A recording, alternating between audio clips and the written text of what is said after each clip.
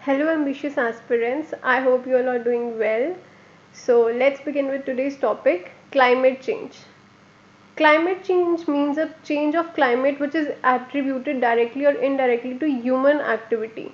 मतलब जैसे एक होता है वेदर चेंजेस होता है और एक होता है क्लाइमेट चेंज. वेदर चेंजेस मतलब जो शॉर्ट ड्यूरेशन में जो चेंजेस होते हैं, जैसे आज अगर रेनी डे है और कल अगर जैसे सनी डे है, ठीक है, तो इस ये क्या है, वेदर चेंजेस है, ठीक है. लेकिन क्लाइमेट चेंजेस क्या होते हैं, जो कि बहुत लंबे ड्यूरेशन तक जो चेंजेस हम देखते हैं एटमॉस्फेयर में, जो एनवायरनमेंट में चेंजेस हैं, उसको क्या बोलेंगे हम, क्लाइमेट चेंज. मतलब बहुत ही लॉन्ग ड्यूरेशन में जब हम कंपेयर करते हैं चेंजेस को, उसको क्या बोलते हैं हम, climate change. That alters the composition of the global atmosphere and which is in addition to natural climate variability observed over comparable time periods. मतलब बहुत लंबे time periods तक. However, when today's people talk about climate change, they mean the changes in climate over the last 100 years. मतलब बहुत इतने सालों में कितना change आया, मतलब 100 years में जो climate में वो कितना change आया है, ठीक है, which is caused predominantly by human activity. मतलब human activity की वजह से जो कि climate में change कितना कितना change आया है last 100 years में. The phrase climate change represents a change in the long term weather patterns. मतलब वेदर तो होती है जो कि हम शॉर्ट ड्यूरेशन में देखते हैं कि आज क्या वेदर है, कल की क्या वेदर होएगी, ऐसे करके हम देखते हैं. लेकिन जो लॉन्ग टर्म वेदर, मतलब ओवरऑल हम जब एवरेज निकालते हैं तो हम क्या देखते हैं कि वो उसका क्या इम्पैक्ट पड़ रहा है, जो वेदर पैटर्न है उसका क्या इम्पैक्ट है, तो उसको हम क्या बोलेंगे, climate change. Climate change is not a change of weather in a particular day. Climate change is the measurable effect of the continual warming trend. मतलब कितना जो कंटिन्यू हो रहा है जो ट्रेंड वो कैसा है, ठीक है. Climate change is usually measured in major shifts in temperature, rainfall, snow and wind patterns lasting decades or more. मतलब कैसा टेम्परेचर कितना चेंज हुआ है, रेनफॉल कितनी चेंज हुई है, स्नो कितना मतलब स्नोफॉल कितनी चेंजेस हुई है, विंड पैटर्न्स में क्या क्या चेंजेस आए हैं. तो इससे हम क्या देखते हैं, क्लाइमेट चेंजेस कैसे हैं. Humans are creating climate change by burning large amounts of fossil fuels, ठीक है. फॉसिल फ्यूल्स बर्न करने से क्या होता है, क्लाइमेट चेंज जैसे गैसेस रिलीज होते हैं. डिफॉरेस्टेशन से भी जो है क्लाइमेट चेंज होता है, क्योंकि अगर फॉरेस्ट अगर हम कट डाउन करेंगे, ठीक है, या फिर उनको बर्न करेंगे तो वो जैसे कार्बन सिंक होता है. फॉरेस्ट क्या होता है, carbon sink, as a carbon sink act करते हैं. तो अगर डिफॉरेस्टेशन होएगी तो कार्बन ज़्यादा स्टोर होएगी एटमॉस्फेयर में, क्योंकि जब डिफॉरेस्टेशन होएगी तो जो ट्रीज़ हैं वो कार्बन्स को एब्जॉर्ब नहीं कर पाएंगे, क्योंकि ट्रीज़ कार्बन्स को एब्जॉर्ब क्यों करते हैं, फोटोसिंथेसिस प्रोसेस में लेते हैं वो कार्बन डाइऑक्साइड को, है ना. तो फिर क्या होता है कि अगर ट्रीज़ ही नहीं होंगे तो वो कार्बन को ले नहीं पाएंगे, तो फिर कार्बन एटमॉस्फेयर में ज़्यादा होएगी, ठीक है. तो ये सारी ह्यूमन एक्टिविटीज़ होती है जिसकी वजह से क्लाइमेट चेंजेस होते हैं. Next is global warming. Global warming is an average increase in the temperature of the atmosphere near the Earth's surface and in the troposphere which can contribute to changes in global climate patterns. मतलब क्या होता है, global warming क्या होता है कि जो average increase in temperature हुआ है, मतलब जो ट्रोपोस्फेयर में जो टेम्परेचर इंक्रीज हुआ है एवरेज, उससे हम क्या, उसको हम क्या बोलेंगे, कितनी ग्लोबल वार्मिंग हुई है, ठीक है.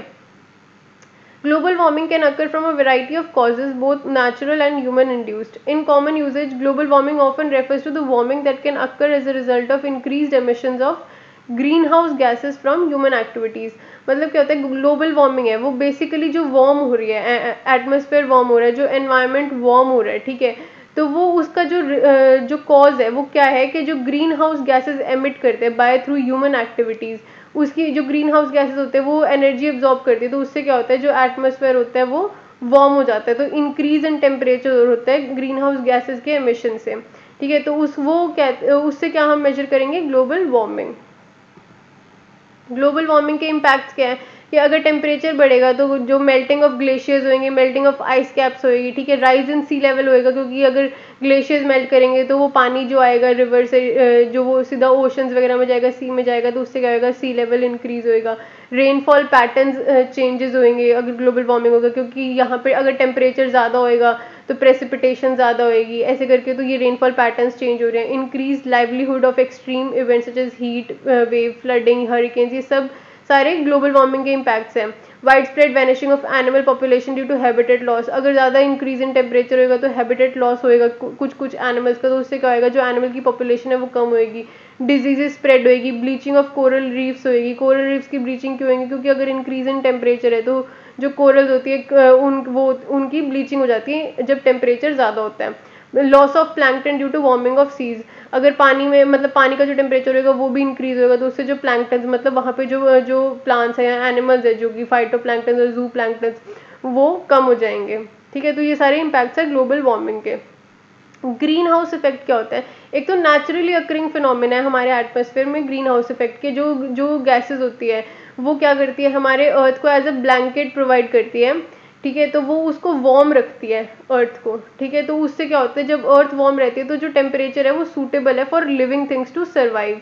जो टेम्परेचर ये रखते हैं, जो ये नेचुरली अकरिंग फिनोमिना है, लेकिन ये जब ये इफेक्ट, इसका नेगेटिव इफेक्ट कब होता है कि जब जो ग्रीन हाउस गैसेज है वो बहुत ज़्यादा इंक्रीज हो जाती है एटमॉस्फेयर में। ठीक है, तो अगर बहुत ज़्यादा इंक्रीज होगी ग्रीन हाउस गैसेज तो उससे क्या है कि जो वार्मिंग है वो बहुत बढ़ जाएगी ग्रीन हाउस गैसेज से। तो वार्मिंग ज़्यादा बढ़ने से क्या होगा, ग्लोबल वार्मिंग उसके इम्पैक्ट ज़्यादा होंगे। वैसे naturally occurring phenomena green house effect है जो वो बहुत सूटेबल है हमारे एनवायरनमेंट के लिए, क्योंकि वो क्या करता है, हमारे जो अर्थ है उसको सुटेबल फॉर लिविंग करता है, मतलब सुटेबल फॉर लाइफ बनाता है ग्रीन हाउस इफेक्ट। ठीक है, the green house effect is naturally occurring phenomena that blankets the earth lower atmosphere and warms it, maintaining the temperature suitable for living things to survive. मतलब जो ये क्या करता है, ब्लैंकेट करता है जो अर्थ का लोअर एटमॉस्फेयर है उसको गर्म रखता है ताकि जो लिविंग ऑर्गेनिजम्स है वो सर्वाइव कर सकें।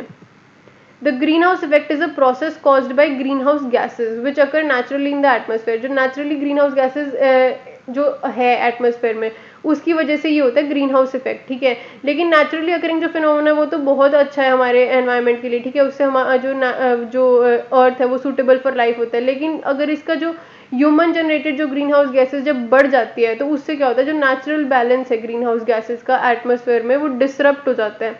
तो उससे क्या होता है, बहुत ज़्यादा टेम्परेचर इंक्रीज हो जाता है। ठीक है, this process plays a crucial role in warming the earth surface making it habitable.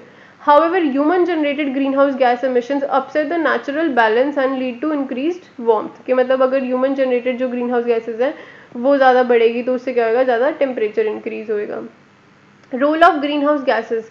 Greenhouse gases in the atmosphere absorb much of the long wave energy emitted from the Earth's surface, preventing it from escaping from the Earth's system. The greenhouse gases then re-emit this energy in all direction, warming the Earth's surface and lower atmosphere. जैसे क्या होता है कि जो सन की radiation आ रही है, सारी एनर्जी हमें कहाँ से मिलती है, सनलाइट से मिलती है। ठीक है, जितनी भी एनर्जी है, तो सनलाइट क्या है, एक शॉर्ट वेवलेंथ रेडिएशन है। ठीक है, क्या होता है कि wavelength is inversely proportional to temperature. ठीक है, तो अगर टेम्परेचर ज़्यादा होएगा तो वेवलेंथ कम होएगी। तो जो सनलाइट से जो एनर्जी आ रही है, जो रेडिएशंस आ रही है, उसका टेम्परेचर बहुत ज़्यादा है तो वो क्या होएगी, शॉर्ट वेव लेंथ रेडिएशंस होएगी जो सन एमिट करेगा। ठीक है, तो शॉर्ट वेव लेंथ रेडिएशंस है उसको जो एटमॉस्फेयर है वो पास होने देगा वहाँ, मतलब अपने एटमॉस्फेयर से वो पास हो जाएगी जो शॉर्ट वेव जो लेंथ रेडिएशंस है, क्योंकि जो एटमॉस्फेयर है वो क्या एब्जॉर्ब करता है, long wave length energy absorb करता है। ठीक है, रेडिएशन एब्जॉर्ब करता है। तो जो सनलाइट है वो तो शॉर्ट वेव लेंथ है तो वो पास हो जाएगी, लेकिन कुछ ऐसे होता है कि ऑलमोस्ट अबाउट 30% जो आ रही है सन से वो क्या होता है, जो एटमॉस्फेयर को टकराएगी वो रेडिएशन, और वो एटमॉस्फेयर से ही कुछ 30%, ऑलमोस्ट 30% जो रिफ्लेक्ट हो जाएगी एटमॉस्फेयर से ही। बाकी जो बचगी, जो 70% बची है वो अर्थ में एब्जॉर्ब हो जाएगी, अर्थ एब्जॉर्ब कर लेगी उसको। ठीक है, तो अर्थ एब्जॉर्ब करेगी तो अर्थ का टेम्परेचर इंक्रीज हो जाएगा जब वो इतनी एब्जॉर्ब करेगी। ठीक है, तो फिर अर्थ एक रेडिएटिंग बॉडी बन जाएगी। रेडिएटिंग बॉडी मतलब कि वो जो उसने एक्सेस हीट मतलब जो एब्जॉर्ब की है तो अब उसको रेडिएट करेगी, उसको वापस भी भेजेगी, मतलब रिफ्लेक्ट बैक भी करेगी। ठीक है, तो क्या होएगा कि जो अगर जब जैसे अर्थ जो रेडिएशंस भेजेगी वापस, मतलब जो रिफ्लेक्ट करेगी, उसका क्या है, टेम्परेचर जो सन की रेडिएशन से ज़्यादा कम होएगा, तो टेम्परेचर कम होएगा तो वो लॉन्ग वेवलेंथ रेडिएशन होएगी जो अर्थ भेजेगी। ठीक है, तो लॉन्ग वेवलेंथ रेडिएशन जो अर्थ भेज रही है अर्थ सरफेस से, वो एटमॉस्फेयर में जो गैसेस होएगी ग्रीन हाउस गैसेस, वो उस लॉन्ग वेव लेंथ रेडिएशंस को एब्जॉर्ब कर लेगी। ठीक है, तो जब वो इस एनर्जी को एब्जॉर्ब करेगी जो अर्थ सरफेस से आ रही है, उस रेडिएशन को जब वो एब्जॉर्ब करेगी तो वो अपने जो उसको वापस री एमिट कर देगी एटमॉस्फेयर में ही। तो वो जो गैस वो एनर्जी है वो वापस एटमॉस्फेयर में ही रह जाएगी, तो उससे क्या होएगा कि इंक्रीज इन टेम्परेचर हो जाएगा। अगर ग्रीन हाउस गैसेस मतलब कम होती है। अगर ज़्यादा ग्रीन हाउस गैसेज है तो ज़्यादा एब्जॉर्प्शन ऑफ एनर्जी है, ठीक है, ज़्यादा एब्जॉर्प्शन ऑफ एनर्जी है तो फिर ज़्यादा इंक्रीज इन टेम्परेचर है। इसीलिए जो नेचुरल जो ह्यूमन एक्टिविटीज़ है उसकी वजह से जो ग्रीन हाउस गैसेज इंक्रीज हो रही है हमारे एटमॉस्फेयर में, तो उससे क्या हो रहा है कि जो टेम्परेचर हमारा बढ़ रहा है, क्योंकि वो जो लॉन्ग वेव लेंथ रेडिएशन है जो अर्थ सरफेस जो एमिट कर रहा है, ठीक है, तो वो क्या कर रही है, वो एब्जॉर्ब करती जा रही है, उसको वो अपने एटमॉस्फेयर से पास नहीं होने दे रही, वो एटमॉस्फेयर से बाहर जा ही नहीं रही, ठीक है। ह्यूमन का क्या रोल है? The atmospheric concentration of green house gases has increase significantly over the past 2 centuries, largely due to human generated carbon dioxide emissions from burning fossil fuels, deforestation। मतलब ह्यूमन का क्या रोल है कि green house gases की concentration को increase होने में, कि जो कार्बन डाइऑक्साइड एमिशन होते हैं, carbon dioxide is the main green house gas, ठीक है। तो कार्बन डाइऑक्साइड एमिट कहाँ से होती है? अगर हम फॉसिल फ्यूल्स बर्न करेंगे तो वहाँ से कार्बन डाइऑक्साइड एमिशन होती है, प्लस डिफॉरेस्टेशन कर दी तो डिफॉरेस्टेशन से क्या होगा, कार्बन डाइऑक्साइड इंक्रीज होएगी, ठीक है। This increase has amplified the natural green house effect by trapping more of the energy emitted by the earth. This change causes earth surface temperature to increase. मतलब क्या है, जैसे इस जो ह्यूमन एक्टिविटीज़ की वजह से जो ग्रीन हाउस गैसेज है वो बहुत ज़्यादा इंक्रीज हो रही है, ठीक है, तो बहुत ज़्यादा इंक्रीज होगी तो वो एनर्जी भी इतनी ही एब्जॉर्ब करेगी, जितनी एनर्जी एब्जॉर्ब करेगी उतना ही इंक्रीज इन टेम्परेचर होएगा, ठीक है। Next is green house gases. कौन कौन सी ग्रीन हाउस गैसेज है? Green house gases means those gaseous constituents of the atmosphere both natural and anthropogenic that absorbs and re emit infrared radiation. मतलब ये है कि या तो ये नेचुरली अकरिंग होती है ग्रीन हाउस गैसेज, और एंथ्रोपोजेनिक भी होती है कि मतलब ह्यूमन एक्टिविटीज़ की वजह से भी होती है। दैट एब्जॉर्ब्स मतलब एब्जॉर्ब करती है ये एनर्जी, और वही जो एनर्जी और जो रेडिएशन को जो इसने एब्जॉर्ब किया है, जो लॉन्ग वेव लेंथ रेडिएशन है जिसको इसने एब्जॉर्ब किया ग्रीन हाउस गैसेज ने, उसको ये री एमिट कर देती है एटमॉस्फेयर में, ताकि ये जो इंक्रीज इन टेम्परेचर हो जाता है फिर उसकी वजह से, ठीक है। तो water vapour is the biggest overall contributor to the green house effect. मतलब जो वाटर वेपर है वो भी ग्रीन हाउस इफेक्ट, जो ग्रीन हाउस इफेक्ट है उसमें ओवरऑल कंट्रीब्यूटर है, बिगेस्ट कंट्रीब्यूटर। लेकिन humans are not directly responsible for emitting this gas in quantity sufficient to change its concentration in the atmosphere. मतलब जो ह्यूमंस है वो डायरेक्टली रिस्पॉन्सिबल नहीं है वाटर वेपर की कंसंट्रेशन इंक्रीज होने में एटमॉस्फेयर में। However, carbon dioxide and other greenhouse gases is increasing the amount of water vapor in the air by boosting the rate of evaporation।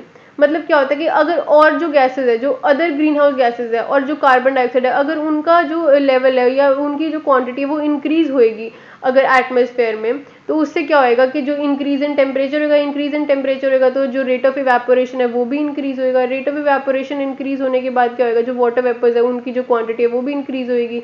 तो ये डायरेक्टली ह्यूमन रिस्पॉन्सिबल नहीं है, लेकिन वैसे इनडायरेक्टली ह्यूमन रिस्पॉन्सिबल है कि कार्बन डाइऑक्साइड और green house gases भी जो इंक्रीज हो रही है वो भी तो ह्यूमन एक्टिविटीज़ की वजह से ही तो इंक्रीज हो रही है ना। तो इसीलिए जो वाटर वेपर है जो उसका इनडायरेक्टली वो ह्यूमन एक्टिविटीज़ की वजह से उसका जो कंसंट्रेशन है वो एटमॉस्फेयर में इंक्रीज होता है। तो ये भी एक ग्रीन हाउस गैसेज की तरह मतलब ये भी एक ग्रीन हाउस इफेक्ट में एक कॉन्ट्रीब्यूटर है। Carbon dioxide is the primary green house gas emitted through human activities. मतलब जो प्राइमरी ग्रीन हाउस गैस है वो कौन सी? Carbon dioxide. Carbon dioxide is naturally present in the atmosphere as part of the earth's carbon cycle, ठीक है, जो अर्थ की कार्बन साइकिल है, ठीक है। तो उससे क्या होता है कि जो वैसे नेचुरली अकर करती है कार्बन, ठीक है, कार्बन डाइऑक्साइड एटमॉस्फेयर में, लेकिन जो ह्यूमन एक्टिविटीज़ की वजह से जब कार्बन बहुत ज़्यादा इंक्रीज हो जाती है एटमॉस्फेयर में, तो उससे क्या होता है जो कार्बन साइकिल होती है वो ऑल्टर हो जाती है, मतलब वो डिसरप्ट हो जाती है, क्योंकि उसमें बहुत ज़्यादा कार्बन डाइऑक्साइड ऐड हो जाती है एटमॉस्फेयर में, ठीक है। तो उससे क्या होता है कि जैसे अगर हम ह्यूमन एक्टिविटीज़ कौन कौन सी होती है, जैसे कार्बन डाइऑक्साइड जैसे इंक्रीज होता है कि अगर जैसे नेचुरल सिंक्स है, मतलब जो नेचुरल कार्बन सिंक्स है, कार्बन सिंक्स मतलब जो कार्बन को एब्जॉर्ब करते हैं, तो वो अगर कम हो जाए, जैसे डिफॉरेस्टेशन कर दिया हमने पेड़ काट दिए, तो उससे क्या होएगा, forest act as a carbon sink, ठीक है, फॉरेस्ट कार्बन सिंक एक्ट करते हैं, क्योंकि जो फॉरेस्ट होते हैं, जो ट्रीज होते हैं, वो कार्बन को एब्जॉर्ब करते हैं as in the process of photosynthesis, ठीक है। तो अगर ट्रीज ही नहीं होंगे तो कार्बन डाइऑक्साइड भी एब्जॉर्ब नहीं होगी, तो उससे क्या होएगा, जो कार्बन डाइऑक्साइड एब्जॉर्ब होनी थी वो नहीं होएगी, और उससे जो क्या है कार्बन डाइऑक्साइड की जो क्वांटिटी है वो एटमॉस्फेयर में इंक्रीज होएगी, उसकी कंसंट्रेशन इंक्रीज होएगी, ठीक है। Human activities are altering the carbon cycle both by adding more CO2 to the atmosphere and by reducing the natural sinks like deforestation to remove carbon dioxide from the atmosphere. Main sources क्या है इसके? The combustion of fossil fuels to generate electricity, अगर हम जब combustion of fossil fuels करेंगे electricity generate करने के लिए, तो फॉसिल फ्यूल्स का जो बर्निंग होती है उससे क्या होता है, कार्बन डाइऑक्साइड रिलीज होती है। Combustion of fossil fuels such as gasoline and diesel used for transportation, इनका भी जो कंबशन होता है, ठीक है, गैसोलीन और डीजल का, इससे भी क्या होता है कि कार्बन डाइऑक्साइड रिलीज होती है। जो many industrial processes emit carbon dioxide through fossil fuel combustion, मतलब ये सेम है कि फॉसिल फ्यूल की कंबशन से जो कार्बन डाइऑक्साइड की जो क्वांटिटी है, कंसंट्रेशन है, वो एटमॉस्फेयर में इंक्रीज होती है। Emissions and trends, changes in carbon dioxide emissions from fossil fuels combustion are influenced by many factors including population growth, economic growth, changing energy prices, new technologies, changing behavior and seasonal temperatures। मतलब जो carbon dioxide की emission है fossil fuel से, ठीक है, वो increase हो रही है और उस पर बहुत सारे फैक्टर्स है कि वो मतलब इतनी इंक्रीज क्यों हो रही है, क्योंकि पॉपुलेशन ग्रोथ की वजह से। अब पॉपुलेशन ग्रोथ की वजह से क्या होता है कि ज़्यादा पॉपुलेशन होएगी तो ज़्यादा व्हीकल्स वो यूज़ करेंगे, ज़्यादा व्हीकल्स यूज़ करेंगे तो ज़्यादा व्हीकुलर एमिशंस होएगी, वो इंक्रीज होएगी। व्हीकुलर एमिशन में कार्बन डाइऑक्साइड रिलीज होएगी एटमॉस्फेयर में, ठीक है। इकोनॉमिक ग्रोथ होएगी, इकोनॉमिक ग्रोथ की वजह से डिफरेंट फैक्ट्रीज होएगी, फैक्ट्रीज अलग अलग होएगी, इंडस्ट्रीज जो होएगी वो बहुत ज़्यादा होएगी, तो इंडस्ट्रीज में जो फॉसिल फ्यूल कंबशन होएगा उससे कार्बन डाइऑक्साइड एमिट ज़्यादा होएगी। ऐसे ही चेंजिंग एनर्जी प्राइसेस, जो न्यू टेक्नोलॉजीज है, ये इन सब की वजह से क्या होएगा, जो कार्बन डाइऑक्साइड एमिट हो रही है एटमॉस्फेयर में वो इंक्रीज होएगी इन सब फैक्टर्स की वजह से, ठीक है। Between 1990 and 2010, the increase in carbon dioxide emissions corresponded with increased energy use by an expanding economy and population। मतलब ये है कि जो 1990 से 2010 के बीच में जो इकोनॉमी एक्सपैंड हुई और पॉपुलेशन एक्सपैंड हुई, उससे क्या होएगा कि जो कार्बन डाइऑक्साइड की एमिशंस है वो बहुत ज़्यादा क्या होगी, इंक्रीज होगी, ठीक है। क्योंकि जैसे इकोनॉमी एक्सपैंड होगी और पॉपुलेशन एक्सपैंड होगी तो उसको उनमें क्या होएगा, तो उनको जो फैक्ट्रीज होएगी, इकोनॉमी एक्सपैंड करने के लिए क्या होएगा, जो फैक्ट्री ज़्यादा लगानी पड़ेगी, जो इंडस्ट्री ज़्यादा होएगी, ठीक है, तो इंडस्ट्री ज़्यादा होएगी तो फॉसिल फ्यूल कंबशन होएगा, फॉसिल फ्यूल कंबशन होएगा तो कार्बन डाइऑक्साइड एमिट होएगी। ऐसे ही पॉपुलेशन इंक्रीज होएगी तो अब ऐसे तो उससे क्या होगा, व्हीकुलर एमिशन ज़्यादा होएंगे तो कार्बन डाइऑक्साइड एमिशन होएगा। Reducing carbon dioxide emissions. How to reduce? The most effective way to reduce is to reduce fossil fuel consumption. अगर हम fossil fuel का consumption ही कम करेंगे तो उससे कार्बन डाइऑक्साइड जो एमिट होती है वो भी कम होएगी। अदर स्ट्रैटेजीज कौन सी है? Energy efficiency, energy conservation, carbon capture and sequestration. मतलब कार्बन कैप्चर और सिक्वेस्ट्रेशन की वजह से मदद से भी हम कार्बन डाइऑक्साइड की एमिट है जो उसको रिड्यूस कर सकते हैं। जितनी भी एमिशन हुई है कार्बन डाइऑक्साइड की उसको हम रिड्यूस कर सकते हैं। कैसे कि जो कार्बन है उसको हम कैप्चर कर सकते हैं एक जगह, ठीक है, तो वो कार्बन डाइऑक्साइड जो एटमॉस्फेयर में वो इंक्रीज नहीं होएगी, ठीक है। Next is methane. Methane is emitted by natural sources such as wetlands as well as human activities such as leakage from natural gas systems and the raising of livestock. Natural processes in soil and chemical reactions in the atmosphere help remove methane from the atmosphere. Methane भी as a green house gas act करती है और ये कहाँ से emit होती है? Natural source क्या है इसका? वेटलैंड से एमिट होती है। और ह्यूमन एक्टिविटीज़ कौन सी है? जैसे कि जो नेचुरल अगर गैस सिस्टम है वहाँ से अगर वो लीक हो जाए, ठीक है, तो वो मीथेन एटमॉस्फेयर में चली जाएगी। ऐसे जो लाइफ स्टॉक अगर हम जो रेज करते हैं जैसे कैटल्स हो, एनिमल्स हो गए, बफेलोज हो गए, तो जो उनका डाइजेस्टिव प्रोसेस होता है उसमें क्या होता है कि जो मीथेन रिलीज होती है, ठीक है, तो उससे जो मीथेन है वो ऐड होती है। अब इसका जो रिमूवल है वो क्या होता है कि जो नेचुरल प्रोसेस है जो सॉइल में होता है, जो केमिकल रिएक्शन एटमॉस्फेयर में हो रहे हैं उससे भी जो मीथेन है अपने आप रिमूव हो सकती है एटमॉस्फेयर में, ठीक है।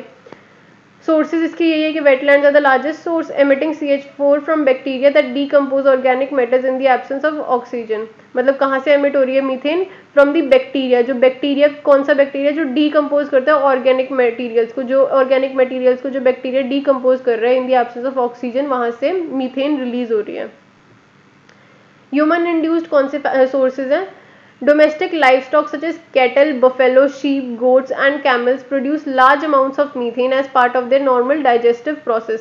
जो उनका नॉर्मल डाइजेस्टिव प्रोसेस होता है इन जो एनिमल्स हैं इनका, जो बफेलो, शीप वगैरह का, जो तो उसमें क्या होता है कि जो मीथेन रिलीज होती है तो इससे जो मीथेन है उसकी कंसंट्रेशन एटमॉस्फेयर में इंक्रीज होती है। और waste from homes and businesses. Methane is generated in landfills as waste decomposes and from the treatment of waste water. कहाँ पे और मीथेन कहाँ से जनरेट होती है? जो लैंडफिल्स होते हैं, जो वेस्ट डिकम्पोज होते हैं, जो जैसे हमने जहाँ पे वेस्ट डिकम्पोज किया लैंडफिल्स में, वहाँ पे मीथेन, वहाँ से मीथेन रिलीज होती है, ठीक है। और अगर हम जो वेस्ट वाटर है उसको ट्रीट करते हैं तो वहाँ से भी मीथेन रिलीज होती है। तो ये सारे ह्यूमन इंड्यूस्ड फैक्टर्स हैं मीथेन के, ठीक है, and it acts as a green house gas. Next is nitrous oxide. Nitrous oxide is naturally present in the atmosphere as part of the Earth's nitrogen cycle and has a variety of natural sources. मतलब जो nitrous oxide है वो naturally भी present होती है atmosphere में, जैसे अर्थ की जो नाइट्रोजन साइकिल है, जो फिक्सेशन ऑफ नाइट्रोजन होती है, उससे क्या होता है कि नाइट्रस ऑक्साइड नेचुरली भी प्रेजेंट होती है एटमॉस्फेयर में. However human activities such as agriculture, fossil fuel combustion, waste water management and industrial processes are increasing the amount of nitrous oxide in the atmosphere. मतलब एक तो नेचुरली प्रेजेंट होती है nitrous oxide, और एक क्या होता है कि जो ह्यूमन एक्टिविटीज है, जैसे एग्रीकल्चर हो गया, फॉसिल फ्यूल कंबशन हो गया, वेस्ट वाटर मैनेजमेंट हो गया या इंडस्ट्रियल प्रोसेसेस हो गया, इन सब ह्यूमन एक्टिविटीज की वजह से क्या होता है, जो नाइट्रस ऑक्साइड का कंसंट्रेशन है वो एटमॉस्फेयर में इंक्रीज होता है. ठीक है. नेचुरल सोर्सेज क्या है इसके? Natural sources are mainly from bacteria breaking down nitrogen in soils and the oceans. मतलब जो नाइट्रोजन फिक्सेशन बैक्टीरियाज होते हैं उससे क्या होता है, नाइट्रियस ऑक्साइड रिलीज होता है, तो वो नेचुरल सोर्सेज है. ह्यूमन इंड्यूस्ड कौन से हैं? Nitrous oxide is emitted when people add nitrogen to the soil through the use of synthetic fertilizers. जब हम फर्टिलाइजर्स यूज करते हैं तो उससे जो नाइट्रोजन ऐड होती है सॉइल में, ठीक है, तो उससे भी नाइट्रस ऑक्साइड एमिट होती है. ठीक है. Nitrous oxide is also emitted during the breakdown of nitrogen in livestock manure and urine, which contributed to 6% of nitrous oxide emissions in 2010.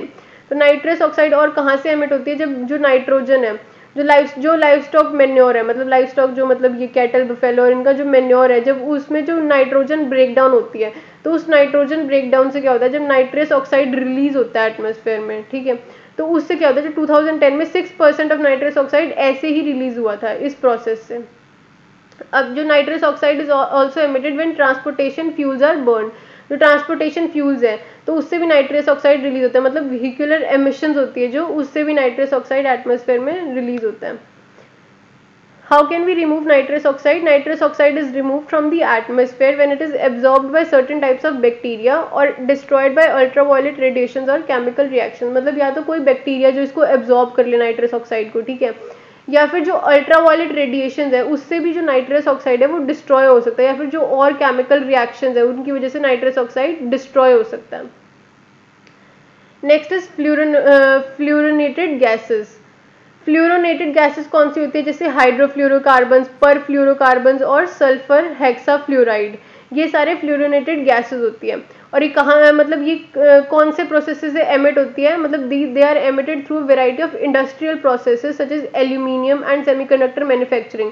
मतलब जो एल्यूमिनियम और सेमीकंडक्टर की मैन्युफैक्चरिंग होती है वहाँ से फ्लूरोनेटेड गैसेस होती है वो एमिट होती है. जो substitution for ozone depleting substances, मतलब जैसे जो ओजोन डिप्लीटिंग सब्सटेंसेज, मतलब कैसे जो क्लोरोफ्लोरोकार्बन्स हैं उससे क्या होता था कि जो ये ओजोन डिप्लीटिंग सब्सटेंस है क्लोरोफ्लोरोकार्बन, ठीक है, लेकिन तो इसीलिए क्या हुआ कि जब जो क्लोरोफ्लोरोकार्बन्स है उसकी जो यूजेज है वो कम की गई, क्योंकि इससे क्या होता है जो ओजोन डिप्लीट हो रहा है तो इससे जो इसको सब्सटीट्यूट लाया गया ओजोन डिप्लीशन का वो क्या था? हाइड्रोफ्लोरोकार्बन्स. ठीक है.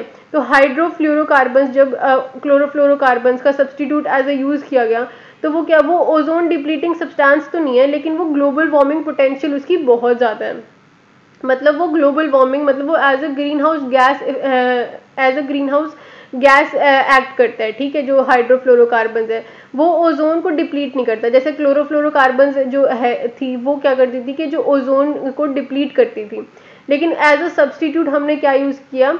हाइड्रोफ्लोरोकार्बन्स. तो हाइड्रोफ्लोरोकार्बन्स क्या करते हैं कि वो ओजोन को डिप्लीट तो नहीं करते पर जो उनकी ग्लोबल वार्मिंग पोटेंशियल होती है वो बहुत ज़्यादा होती है. ग्लोबल वार्मिंग पोटेंशियल का मतलब कि जितनी वो एनर्जी एब्जॉर्ब करते हैं, मतलब कितनी वो हीट एब्जॉर्ब करते हैं अपने अंदर, और वो कितने टाइम तक जो एनवायरनमेंट है उसमें सर्वाइव कर सकते हैं, कितने टाइम तक वो एनवायरनमेंट में रह सकते हैं. तो वो बहुत टाइम तक एनवायरनमेंट में रहते हैं. तो इससे क्या होता है जो नेगेटिव इफेक्ट पड़ता है एनवायरनमेंट पे, मतलब ये एक एज ए बहुत मेजर ग्रीन हाउस गैसेज होती हैं, एक्ट करती हैं. ठीक है. Many fluorinated gases have very high global warming potentials relative to other greenhouse gases. मतलब इनकी जो global warming potential है वो बहुत ज़्यादा होती है. मतलब global warming potential यही कि वो कितनी gases absorb कितनी energy absorb कर सकते हैं. Fluorinated gases are well mixed in the atmosphere, spreading around the world after they are emitted. मतलब जो atmosphere में जब वो emit हो जाती है, ठीक है, तो वो क्या करती है, जो atmosphere है उसमें mix हो जाती है और वो बहुत टाइम तक वहाँ पे atmosphere में रहती है. ठीक है. Fluorinated gases are removed from the atmosphere only when they are destroyed by sunlight in the far upper atmosphere. जो upper atmosphere में वो कहाँ कैसे remove हो सकती है gases? When they are destroyed by sunlight. जब वो sunlight से destroy हुए upper atmosphere में तभी वो remove हो सकती है. In general, fluorinated gases are then most potent and longest lasting type of greenhouse gases emitted by human activities. In general क्या होता है कि जो fluorinated gases हैं they are long lasting type of green house gases, मतलब वो बहुत लंबे समय तक एटमोसफेयर में एग्जिस्ट कर सकती है. ठीक है. Next is black carbon. Black carbon is a solid particle और aerosol contributes to warming of the atmosphere. Black carbon, commonly known as soot, is a form of particulate air pollutant produced from incomplete combustion. It consists of pure carbon in several linked forms. Black carbon क्या होता है? It is a solid particle, मतलब जो incomplete combustion होती है, मतलब जैसे किसी को हम जो भी इनकम्प्लीट कंबशन हो रही है, जैसे बायोमास बर्निंग है, उससे इनकम्प्लीट कंबशन हुई तो क्या हुआ, जो उससे एक ब्लैक जो सॉलिड पार्टिकल है वो रिलीज होएगा, उसको क्या बोलते हैं? हम सूट बोलते हैं. तो वो वैसे वो क्या होता है? सूट उसका एक नॉर्मल नेम है, और वैसे क्या होता है? वो ब्लैक कार्बन. तो वो क्या करता है? As a green house gas act करता है. ठीक है. वैसे वो इनकम्प्लीट कंबशन से होता है. ठीक है. तो क्या होता है कि वो जो वार्मिंग होती है एटमोसफेयर में, वो उसमें बहुत ज़्यादा एक फैक्टर है ब्लैक कार्बन. ठीक है. तो इसका सोर्स क्या है? Biomass burning. मतलब जैसे जो भी हम फ्यूल वगैरह, जो भी जैसे वुड वगैरह बर्न करते हैं हम. ठीक है. तो उससे जो भी जैसे सूट निकलता है, मतलब ब्लैक निकलता है, जो इनकम्प्लीट कंबशन से, मतलब इनकम्प्लीट कंबशन के जब एयर पूरी नहीं मिलती उसको, तो जो बर्निंग के प्रोसेस में, तो जो क्या होता है कि उससे जो इनकम्प्लीट कंबशन से जो रिलीज होता है उसको क्या बोलते हैं हम? Black carbon. तो उसका सोर्स क्या है? Biomass burning, cooking with solid fuels, diesel exhaust etcetera. मतलब सॉलिड फ्यूल्स को करने से भी जो ब्लैक कार्बन है वो रिलीज होता है. What does black carbon do? Black carbon warms the earth by absorbing heat in the atmosphere and by reducing albedo when deposited on snow and ice. मतलब क्या होता है कि ब्लैक कार्बन होता है वो अर्थ को वार्म करता है. मतलब जो ब्लैक कार्बन अगर एटमोसफेयर में परसिस्ट कर रहा है तो वो क्या करेगा? हीट को एब्जॉर्ब कर लेगा. तो हीट को एब्जॉर्ब करेगा तो वो जो एटमोसफेयर में एग्जिस्ट भी कर रहा है, तो जितनी हीट एब्जॉर्ब करेगा उतना वो एनवायरनमेंट को वार्म भी करेगा. ठीक है.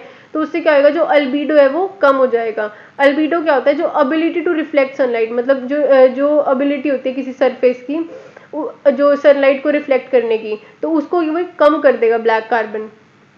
ब्लैक कार्बन अगर स्नो और आइस पे जैसे डिपॉजिट हो जाता है, ठीक है, तो वो उसकी जो वहाँ की जो अल्बीडो कैपेसिटी है, मतलब जो अल्बीडो है वहाँ का स्नो का, तो उसको वो रिड्यूस कर देता है. Black carbon is the strongest absorber of sunlight and heats the air directly.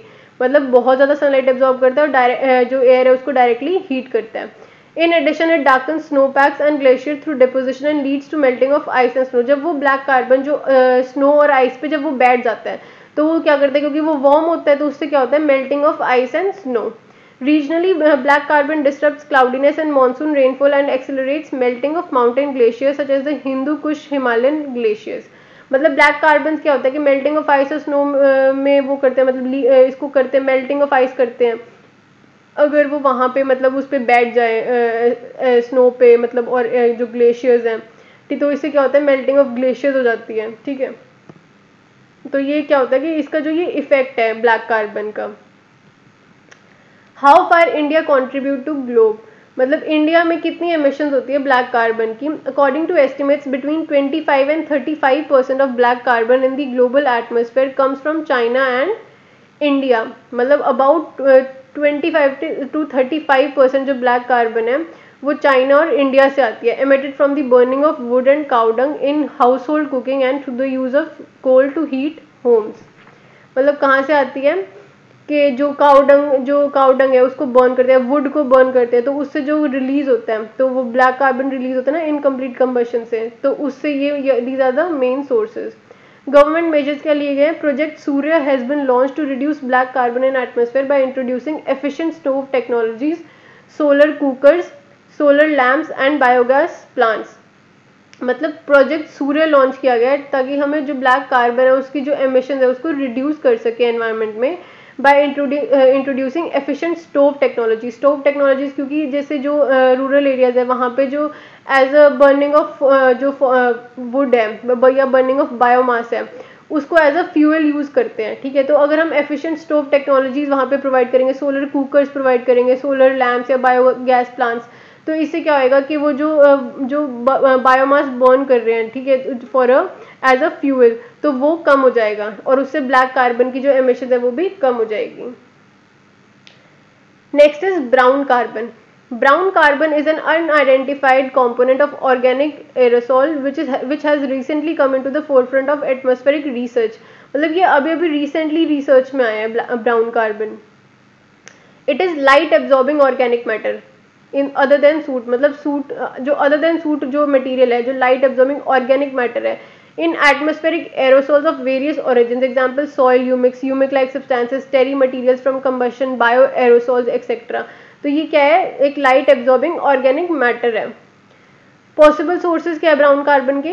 Biomass burning is shown to be major source of brown carbon. Biomass burning से ब्राउन कार्बन रिलीज होता है। Smoke from agricultural fires may be an additional source.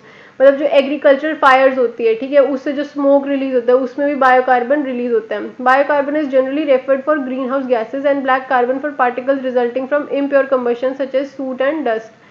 मतलब जो brown carbon है that is generally referred for green house gases. जो brown carbon है वो तो जनरली रेफर होता है ग्रीन हाउस गैसेज, लेकिन जो ब्लैक कार्बन है that is that comes from resulting impure combustion. ये तो हम डिस्कस कर ही चुके हैं, ठीक है। Next is climate forcings. Climate forcings are factors in the climate system that either increase or decrease the effects of the climate system. मतलब climate फोर्सिंग्स क्या होते हैं कि जो भी क्लाइमेट सिस्टम, कौन से फैक्टर्स हैं जो क्लाइमेट सिस्टम में जो क्लाइमेट सिस्टम के इफेक्ट को इंक्रीज कर रहे हैं या डिक्रीज करते हैं, ठीक है।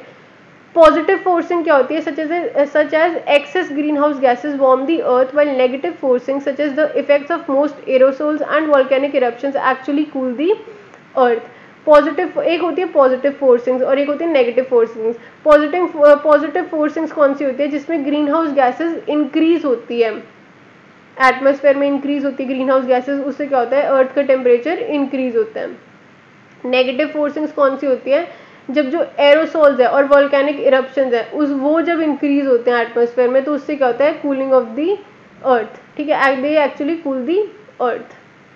एटमॉस्फेरिक एरोसोल्स में क्या क्या इंक्लूड होता है? Volcanic dust, suit from combustion of fossil fuels, particles from burning forest and mineral dust. ये सब एटमॉस्फेरिक एरोसोल्स में इंक्लूड होता है। वोल्केनिक डस्ट, सूट और जो बर्निंग फॉरेस्ट होता है, मिनरल डस्ट होता है, ये सब एटमॉस्फेरिक एरोसोल्स में होता है। तो क्लाइमेट फोर्सिंग्स बेसिकली यही है कि कौन कौन से फैक्टर्स जो कि इंक्रीज और डिक्रीज कर रहे हैं क्लाइमेट सिस्टम को, मतलब जो इफेक्ट्स है क्लाइमेट सिस्टम पे, उस इफेक्ट्स को या तो इंक्रीज कर रहे हैं या फिर डिक्रीज कर रहे हैं, ठीक है। Next is global warming potential. Global warming potential describes the impact of each gas on global warming. मतलब जो हर गैस का इम्पैक्ट क्या है ग्लोबल वार्मिंग पे, उसको डिस्क्राइब करता है ग्लोबल वार्मिंग पोटेंशियल. मतलब एक गैस की कितनी ग्लोबल वार्मिंग पोटेंशियल है, तो उससे हमें पता चलेगा कि इस गैस का क्या इम्पैक्ट है ग्लोबल वार्मिंग पे.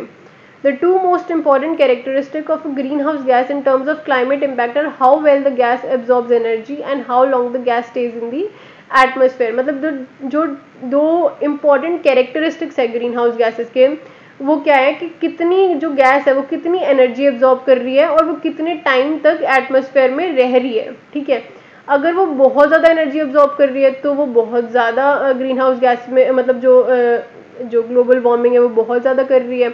और अगर वो बहुत ही लंबे समय तक रह रही है एटमॉस्फेयर में तो भी वो बहुत ज़्यादा ग्लोबल वार्मिंग पे इम्पैक्ट डाल रही है, ठीक है. The global warming potential for a gas is a measure of the total energy that a gas absorbs over a particular period of time compare to carbon dioxide. मतलब कोई भी global warming potential, किसी भी gas की global warming potential क्या होएगी, it is a measure of total energy. मतलब जो एक गैस है वो कितनी एनर्जी एब्जॉर्ब कर रही है over a particular period of time. कितने पीरियड ऑफ टाइम के लिए, मतलब हम लगा लेते हैं कि 100 ईयर्स में एक गैस कितनी एनर्जी एब्जॉर्ब कर रही है कंपेयर टू कार्बन डाइऑक्साइड. हम किससे कंपेयर करेंगे? कार्बन डाइऑक्साइड से. जैसे फॉर एग्जांपल जैसे कार्बन डाइऑक्साइड जो है वो 100 ईयर्स में वन जो मतलब उसकी जो ग्लोबल वार्मिंग पोटेंशियल है, मान लेते हैं जो कार्बन डाइऑक्साइड उसकी 1 है ग्लोबल वार्मिंग पोटेंशियल, ठीक है. तो 100 ईयर्स में हमने कार्बन क्योंकि हम कार्बन डाइऑक्साइड को एज अ बेस ले रहे हैं तो हम कार्बन डाइऑक्साइड की ग्लोबल वार्मिंग पोटेंशियल 1 मान लेंगे, ठीक है. तो जो मीथेन है, मीथेन कितना होएगा 21 टाइम्स, मतलब कार्बन डाइऑक्साइड 1 था तो 21 टाइम्स कार्बन डाइऑक्साइड का जो वो ग्लोबल वार्मिंग पोटेंशियल है मीथेन का 21 टाइम्स होएगा over the period of 100 years.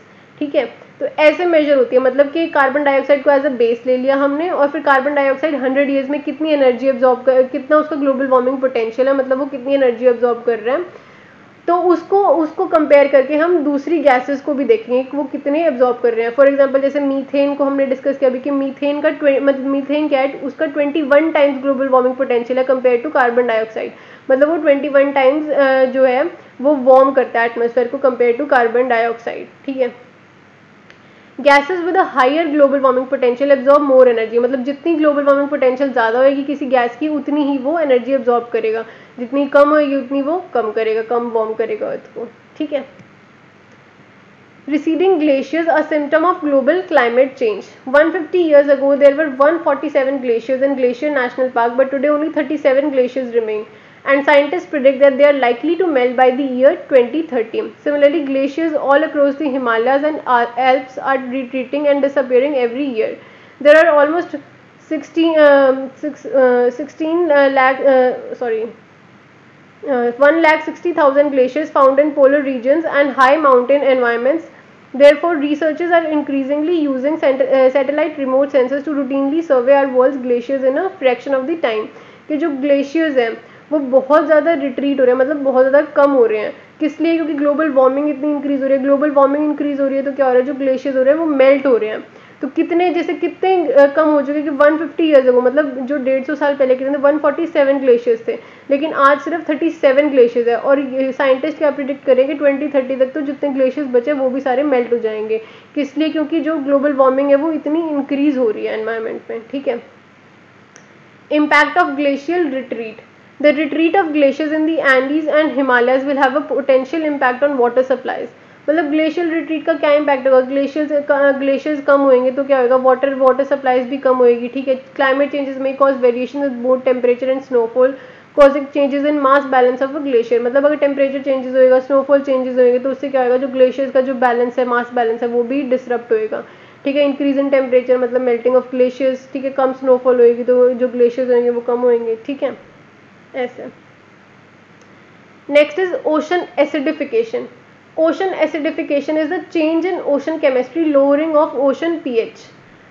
मतलब क्या होता है कि जो ओशन एसिडिफिकेशन क्या होता है कि जब जो ओशन का जो लेवल है वो जो उसका पीएच लेवल है वो कम हो जाए। पीएच लेवल क्या होता है, पीएच एक स्केल होता है, मतलब 0 to 14, जिसपे मतलब क्या होता है कि अगर 7 जो जिसका पीएच है तो मतलब वो न्यूट्रल है। अगर 7 से इंक्रीज जो पीएच होता है किसी भी सब्सटेंस का तो वो क्या होता है कि वो बेसिक इन नेचर होता है, और जो 7 से कम जिसका पीएच होता है वो होता है एसिडिक इन नेचर। तो अगर जैसे कम होता, अगर सपोज कि अगर किसी का 9 वो है पीएच है तो 9 पीएच क्या होता है कि वैसे तो बेसिक होता है 9 पीएच, लेकिन 9 पीएच से अगर उसका 8 पीएच आ जाए तो हम क्या कहेंगे कि वो एसिडिक होता जा रहा है, क्योंकि वो एसिडिक की लाइन में जा रहा है, क्योंकि 7 से कम एसिडिक होते हैं।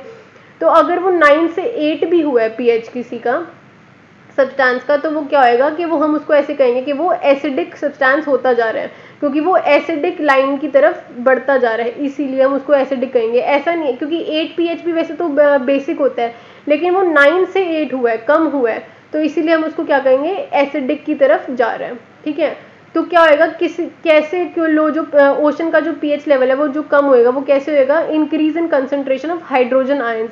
जब जो हाइड्रोजन आयंस है वो इंक्रीज हो जाएंगे ओशन में तो उससे क्या होएगा, जो ओशन का पीएच लेवल है वो कम हो जाएगा। ठीक है, driven by the Uptake of carbon compounds by the ocean from the atmosphere. मतलब कैसे होएगा ये, जो कार्बन कंपाउंड्स अब जो ओशन है वो एटमॉस्फेयर से लेगा, मतलब कार्बन डाइऑक्साइड जब एटमॉस्फेयर जो ओशन है उसमें इंक्रीज होएगी तो उससे जो ओशन का पीएच लेवल है वो कम होएगा। As the uptake of atmospheric carbon dioxide by the ocean increases, the concentration of hydrogen ions in the ocean increases. मतलब जो अपटेक है कार्बन डाइऑक्साइड की एटमॉस्फेयर ओशन में वो अगर इंक्रीज होएगी तो उससे क्या है, जो कंसंट्रेशन ऑफ हाइड्रोजन आयंस की जो कंसंट्रेशन है ओशन में वो भी इंक्रीज होएगी। ठीक है, the concentration of carbonate ions decreases, और जो कार्बोनेट आयंस की जो कंसंट्रेशन है ओशन में वो कम हो जाएगी। कार्बोनेट आयंस मतलब जो बेसिक आयंस है, क्योंकि जो ये बेसिक नेचर में होते हैं, तो अगर एसिडिक नेचर बढ़ता जाएगा ओशन का तो जो बेसिक नेचर है वो कम होता जाएगा, तो इसलिए क्या है, जो कंसंट्रेशन ऑफ कार्बोनेट आयंस है वो डिक्रीज होएगी। The pH of the ocean decreases and the oceans become less alkaline. क्या आएगा, जो pH है फिर उसका कम हो जाएगा और जो ओशन है वो लेस एल्कलाइन होंगे। तो इस प्रोसेस को हम क्या बोलते हैं, ओशन एसिडिफिकेशन। और अब ओशन एसिडिफिकेशन होता कैसे कि जब कार्बन डाइऑक्साइड जो होती है वो ओशन में इंक्रीज हो जाती है। कार्बन डाइऑक्साइड इंक्रीज होएगी तो उससे क्या होएगा, जो हाइड्रोजन आयंस हैं वो ओशन में रिलीज होंगे। हाइड्रोजन आयंस की वजह से जो बाइकार्बोनेट आयंस है वो इंक्रीज होंगे, ठीक है, और जो कार्बोनेट आयंस है वो डिक्रीज होंगे। तो जो इसके फैक्टर्स है वो कौन कौन से फैक्टर्स हैं, various factors can locally influence the chemical reactions of carbon dioxide with sea water and add to the effects to ocean acidification। कौन कौन से फैक्टर है, एक तो है acid rain। acid rain can have a pH between 1 to 6 and has impact on surface ocean chemistry। it has major effect on ocean acidification locally and regionally but very small globally। Acid rain होती है, मतलब वो acid rain का effect उसी particular area पे होता है जहाँ पे वो एसिड रेन हो रही है, मतलब उसका ग्लोबली इम्पैक्ट नहीं होता एसिड रेन का। एसिड रेन अगर एक जगह पे हो रही है, लोकली किसी रीजनली एक एरिया पे इम्पैक्ट पड़ेगा इसका जहाँ पे एसिड रेन हो रही है।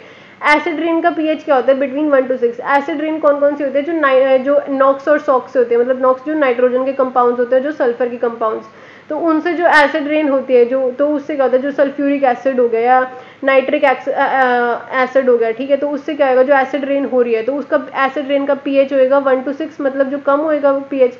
तो अगर वो एसिड रेन सरफेस ओशन पे आएगी तो उसका जो सरफेस ओशन का उसका पीएच भी वो कम करेगी, ठीक है, तो उसके पीएच कम होने से क्या होएगा, इंक्रीज इन हाइड्रोजन आयंस होएगा, ठीक है। ऐसे यूट्रोफिकेशन है। यूट्रोफिकेशन मीन्स, यूट्रोफिकेशन कब होता है कि जब नाइट्रोजन वगैरह जो न्यूट्रिएंट्स है, न्यूट्रिएंट्स जब पानी में इंक्रीज हो जाते हैं, ठीक है। तो अब यूट्रोफिकेशन से कैसे इंक्रीज होएगा, जैसे अब यूट्रोफिकेशन से जो एल्गी है, जो बहुत ज़्यादा एल्गी प्रोड्यूस होता है यूट्रोफिकेशन से, जब नाइट्रोजन के इंक्रीज हो जाता है ओशन में तो उससे बहुत ज़्यादा एल्गी प्रोड्यूस होता है। अगर वो एल्गी डीकम्पोज हो जाता है, डीकम्पोज होकर जब वो एल्गी नीचे पानी में या ओशन में चला जाता है तो उससे क्या होता है, जो उसको डीकम्पोज कर रहे हैं जो माइक्रो ऑर्गेनिजम्स हैं वो, उनकी कंसंट्रेशन इंक्रीज होएगी, ठीक है। उनकी कंसंट्रेशन इंक्रीज होएगी तो वो कार्बन डाइऑक्साइड रिलीज करेंगे डिकम्पोजिशन में, तो कार्बन डाइऑक्साइड रिलीज करेंगे तो ओशन में कार्बन डाइऑक्साइड की जो कंसंट्रेशन है वो इंक्रीज होएगी, ठीक है। तो इससे क्या होएगा, ocean acidification. Effects of ocean acidification. Ocean acidification के क्या इफेक्ट्स हैं, ठीक है। Sea water absorb carbon dioxide to produce carbonic acid bicarbonate and carbonate ions. मतलब जो सी वाटर है वो एब्जॉर्ब करता है कार्बन डाइऑक्साइड को और क्या प्रोड्यूस करता है, carbonic acid bicarbonate and carbonate ions. These carbonate ions are essential to the calcification process that allows certain marine organisms to build their calcium carbonate shells and skeletons। मतलब जो ये carbonate ions है ये किस में help करते हैं, calcification process में। जो कार्बोनेट आयंस रिलीज होते हैं जो पानी में वो किस में हेल्प करते हैं, कैल्सिफिकेशन प्रोसेस में। कैल्सिफिकेशन प्रोसेस क्या होता है, जो कैल्शियम कार्बोनेट शेल्स और स्केलेटन्स बनाते हैं कुछ ऑर्गेनिज्म, जिनका जो स्केलेटन और शेल्स होता है कैल्शियम कार्बोनेट से बना होता है। वो कैल्शियम कार्बोनेट कहाँ से लेते हैं, जो कार्बोनेट आयंस रिलीज हुए हैं ओशन में उससे। तो ये एक कैल्सिफिकेशन प्रोसेस में हेल्प करता है, ठीक है। However, increase in atmospheric CO2 levels lead to decrease in pH level। मतलब जो अगर कार्बन डाइऑक्साइड इंक्रीज होगी तो उससे pH लेवल कम हो जाएगा, pH लेवल कम होएगा तो कार्बोनेट आयन जो डिक्रीज हो जाएंगे।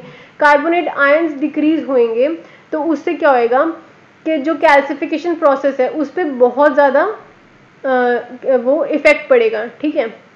However, increase in atmospheric carbon dioxide leads to decrease in pH level, increase in the concentration of carbonic acid। मतलब कार्बोनिक एसिड की कंसंट्रेशन इंक्रीज होएगी और जो कार्बोनेट आयंस है उनकी कंसंट्रेशन डिक्रीज होएगी। This impact of ocean acidification may therefore have potentially catastrophic consequences for ocean life and many marine species of economic importance।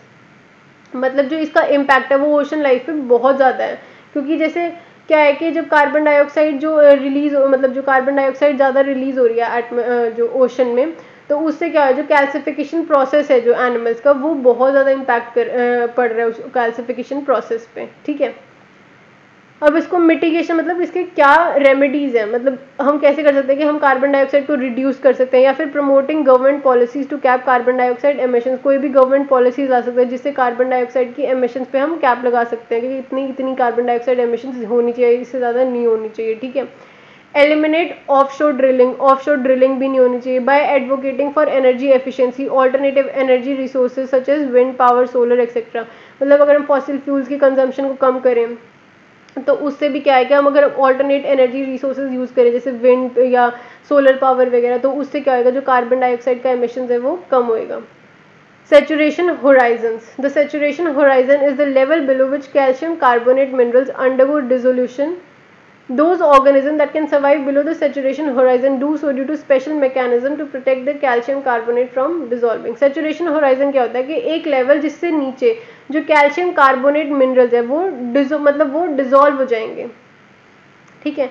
Dissolve, जब calcium carbonate जो ion है वो डिजोल्व कब होएंगे, जब अनसैचुरेटेड वाटर होएगा, जब जहाँ पे कैल्शियम की जो मात्रा है वो बहुत ही कम होएगी, जो कैल्शियम है कि जो कैल्शियम आयंस है, जो कार्बोनेट आयंस है वो बहुत कम होंगे। अगर कार्बोनेट आयंस कम कैसे होंगे, जब जो अगर इंक्रीज इन कार्बन डाइऑक्साइड है तो जो कार्बोनेट आयंस है वो कम होंगे। अगर कार्बोनेट आयंस कम होंगे तो वहाँ पे जो कैल्शियम कार्बोनेट मिनरल्स है वो डिजोल्व हो जाएंगे, क्योंकि अनसैचुरेटेड वाटर है। जैसे होता है ना कि जैसे हम क्या करते हैं कि अगर हमने पानी लिया एक गिलास में, अगर हम उस पानी में थोड़ा सा नमक डाल के और इसको मिक्स करते हैं तो क्या होता है, वो मिक्स हो जाता है, फिर थोड़ा सा और नमक डालते हैं, फिर वो और मिक्स हो जाते हैं, ठीक है, क्योंकि वो अनसैचुरेटेड वाटर है। मतलब उसमें इतना जो सॉल्ट है उसको एब्जॉर्ब कर सकता है पानी, तो वो अनसैचुरेटेड वाटर है। तो उसमें जितना भी हम जब तक डालते रहेंगे हम सॉल्ट, जब तक वो सैचुरेट ना हो जाए पानी के, अब इससे ज़्यादा सॉल्ट उसमें आ ही नहीं सकता और वो मिक्स ही नहीं हो सकता। तो ऐसे ही क्या है, जब पानी में अब कैल्शियम जो कार्बोनेट आयंस है वो कम है, कम किस लिए है, क्योंकि जो कार्बन डाइऑक्साइड है वो इंक्रीज हो रही है, तो कार्बोनेट आयंस है वो कम है। अब कम है तो क्या है, वो अनसैचुरेटेड वाटर हो गया। अनसैचुरेटेड वाटर होने के बाद क्या है, जो कैल्शियम कार्बोनेट जो मिनरल्स है उसको वो डिजोल्व कर सकता है, क्योंकि वो अनसैचुरेटेड है। जैसे हमने बताया ना कि जैसे मैंने बताया ना अभी कि जो सॉल्ट है वो अनसैचुरेटेड वाटर में डिजोल्व हो सकता है, क्योंकि वो अनसैचुरेटेड वाटर है। ऐसे जो कैल्शियम कार्बोनेट मिनरल्स है वो अनसैचुरेटेड वाटर में डिजोल्व हो सकते हैं। उसके लिए अनसैचुरेटेड क्या है कि वहाँ पे जो कार्बोनेट आयंस है वो कम है, ठीक है। तो अब वो डिजोल्व हो गया, तो अब जैसे ये इसका क्या इम्पैक्ट पड़ेगा कि क्या जो ये कार्बोनेट जो जिनका कार्बोनेट शेल्स होता है, कैल्शियम कार्बोनेट जिनका शेल्स या स्केलेटन्स होते हैं जिन एनिमल्स का, जिन प्लैंक्टन्स का, तो क्या होता है कि वो जो उनका जो शेल है या जो स्केलेटन है उसका डिजोल्व हो जाएगा उस पानी में, तो वो मर जाएंगे। तो ये सैचुरेशन होराइजन मतलब इसका जो ओशन एसिडिफिकेशन का ये इम्पैक्ट पड़ता है, ठीक है। तो इससे क्या होता है कि मतलब जो उनका जो शेल है या जो स्केलेटन है उन एनिमल्स का वो डिजोल्व हो जाता है। मतलब जो एक लेवल होता है उस लेवल को हम क्या बोलेंगे, सैचुरेशन होराइजन। मतलब जो इस लेवल से नीचे जो कैल्शियम कार्बोनेट आयंस है वो डिजोल्व हो चुके हैं। तो मतलब ओवर द इयर्स क्या है कि जो सैचुरेशन होराइजन है वो इंक्रीज हुआ है, मतलब वो सरफेस की तरफ बढ़ा है। अब सरफेस की तरफ बढ़ा है तो ये गलत है, क्योंकि जो सरफेस की तरफ बढ़ेगा तो उससे नीचे नीचे जो भी ऑर्गेनिजम्स हैं उनका जो कैल्शियम कार्बोनेट जो भी शेल्स है, जो भी स्केलेटन है वो डिजोल्व होते जाएंगे, तो वो इसलिए उनको ये हार्मफुल इम्पैक्ट है इस चीज़ का, ठीक है। I hope you understood well and that's it for the day. Thank you.